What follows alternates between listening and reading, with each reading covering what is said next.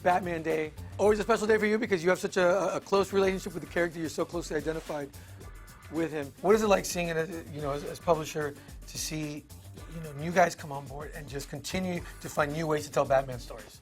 Well, I think it's always amazing to see talent come onto Batman and really rise to the challenge. It's scary. You're following, Frank Miller, Neil Adams, Tim Sale. There's amazing, amazing talent. So it's not easy, but at the end of the day, I think you have to do what you feel is best for the character. Batman is very forgiving in that you can draw him in a multitude of shapes and shadows. You can do the long hair, short hair, big utility belt, no utility belt, whatever. And we give them the freedom, to do that. And I think that's important. And that's why the character, even after 80 years of publication, is still vibrant, it's still contemporary, because we allow the creative teams to really make it their own and keep them different from versions previous. All right, anybody who knows you knows that The Dark Knight Returns by Frank Miller is your go-to Batman recommendation because that book basically inspired you to come into comics. Give me one other Batman story that you would recommend to somebody who says, I want to read a Batman book. I'm going to have to cheat and go with another Frank Miller series, right? Batman Year One, Frank Miller with David Mazzucchelli. Actually, that's the book that I guide all casual new fans to, which is basically an introduction to the character, how he got to be Batman. It's the first year, and he doesn't even start out in his costume. And it's a fascinating look at Gotham City and how depraved it was, and how he comes into it kind of naive and untested, and then merges out of it as Batman.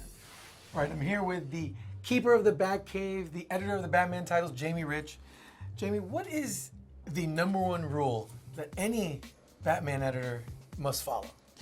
Well, for one thing, Batman can never be late. Batman always has to be there He's on very time, punctual. whether it's Batman in the comic himself or just the comic book. The comic book has to be in stores when it's supposed to be in stores, so that's the biggest thing you need to know.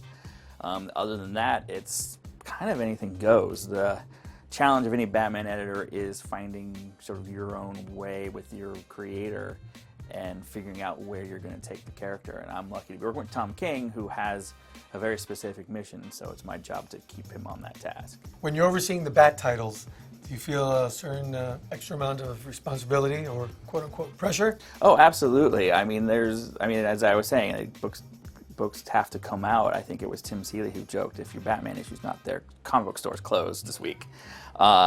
And so there is an element of you feel like you are at the forefront of what's happening, and Batman sort of leads the charge. And granted, Justice League encapsulates all these characters, and obviously Brian Bendis is doing what Brian Bendis is going to do on Superman, but there is this notion that above everything else, there is Batman. And even when you're kind of deciding who your talent's going to be, you have to think of that. You can't just be like, well, kid, I'll give you a shot. I'll give you an issue of Batman. You've never worked in this industry before. Here you go.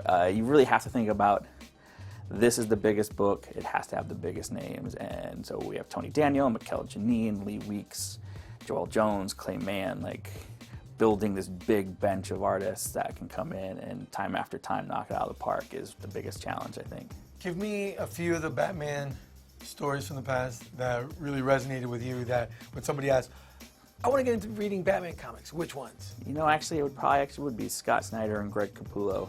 I think that for right now is gold standard. That's the gold standard. So it's that's what we're having to sort of live up to by following that, and the notion that those two guys did such a long run and it stayed so interesting and constantly surprising that I think that's always what you've got to look back to, of this is the way to do it. Batman artist, the guy. Give me yours. Jim Aparo. If I could get Jim Aparo's Ghost to come here, and if I could have gotten him to do a page of Batman 50 with the big wedding issue, that would have made my day. We're here inside the DC archives with DC's historian, Benjamin LeClaire, the man who knows all things DC. And, it's Batman Day. So let's talk about the history of the character and all the great history and memorabilia that you have here, starting with the very first Batman item. Absolutely. You know, Detective Comics is older, but Batman doesn't start till Detective Comics number 27. It's right here. Case of the Criminal Syndicate. But you'll notice that Batman starts out, we always like to point this out, very boring. He's sitting in a big stuffed chair wearing an orange checkered suit, boring Commissioner Gordon. How long has this been here in the Oh, archives? this has been here from the beginning. See these holes? We're missing the cover, but we can't afford to replace it. These holes are because the original DC Comics binders were spirals. So there are metal holes. Every time you see one of these, we know it's one of ours. Especially when we also see microfiche copies. We know they were taken from these original copies. Incredible. I see some other classic issues. Oh. You have number 38 from Detective. Well, you know, featuring Robin, the Boy Wonder. that's right, and it's the original kid sidekick. So here you are, Detective 38. We always joke, Batman doesn't even have a year one. It's only 11 months. That's how long he is without Robin. And that just goes to show you how important Robin is, how Robin has been a character all the way from back here, how he survived over almost 80 years himself at this point. But there he is, busting out, and we also like to point out that, you know, it's based on Robin Hood. It's not a bird yet. It's still got greaves. It's still like Robin Hood. But there he is, the Boy Wonder, and he's with us ever since. And then later on, you get the second Batgirl, Barbara Gordon. Now, she's a personal favorite of ours because, well, she's a librarian. So. Benjamin, you not only have some of the most important Batman comics, you have just about every Batman comic ever printed in bound editions on your shelves. Yeah, every Batman title, every Batman issue, but we have even more Batman. You want to see some of the ephemera, other materials? Yes, please. All right, let's head down deeper in the vault. Now, this is a cover plate, so here is an original plate that printed a cover. These are things like the school bus safety tips. Again, more Batman. Who else could give you bus safety tips than Batman and Robin? And then, Oh, Yeah. this is cool. When is this from? The 70s? 60s? It's 60s, I think right after 66, so it might have come right after that. But it's, you know, you got a record, you got a membership kit, you got a special ring. I mean, you know, Batman exploded. The circulation doubled after the 1966 TV show came out. Was this really the era, too, when all the Bat merchandise really started Oh, popping? yeah, absolutely. I mean, even things like advertisements for him appearing live and in person. Look at that. You know what's rare about that? Batman smiling. Uh-huh. Well, he was happy sometimes, you know, whenever evil was vanquished. So You know what I remember as a kid? Power records. You have any of those? we came to the right place. So if we go into our album section, yeah, You here's have a an couple. album section. oh yes, yes. Well, it covers things from Mad and their special sing-alongs to the cast play. But there is a great cover from the old Power record set. But these are my favorites. These are the book and record sets. So you get an incredible comic on the inside along with an album you can listen along to. Vinyl, kids. That's where it's at. Vinyl. And look, this is good. It's got a little Batman logo on it. Oh, that's spectacular. Look at Batman in Gorilla City. Yeah. I want to hear that. You know, something else I noticed up here.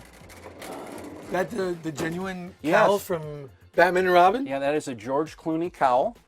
It's got all of its prop tags here from Warner Brothers, from the costume department. In here, we've got some curated Batman titles. Now, we were just talking about this. This is the very first Joker cover, but it doesn't look like Joker, does it? It does not. Because they stole the story that would have gone with this cover, the splash page that goes with it, and they put it in Batman #1. They didn't have enough material, so they printed the second Joker story, so we repainted him right here. Okay. Yeah, oh, yeah, absolutely. Gotta ask for permission here. Now, this is Two-Face's first ever appearance. In the very first panel for him, he's reading Jekyll and Hyde, so you know it's got high literary merit. The Silver Age first appearance of the Riddler. This is a Golden Age appearance of Deadshot.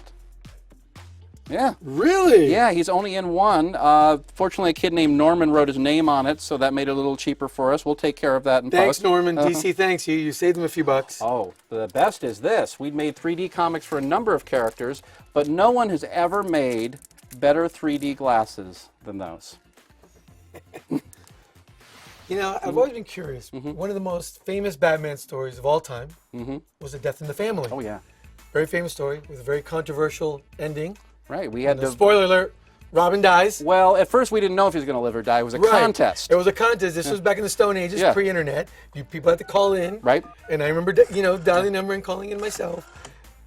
But what would have happened if the vote would have gone the other way? Well, some people didn't believe it was a real contest, but we have proof to show you that it was. The original, unrun, alternate ending of Death in the Family, and that is the happiest Batman you'll ever see.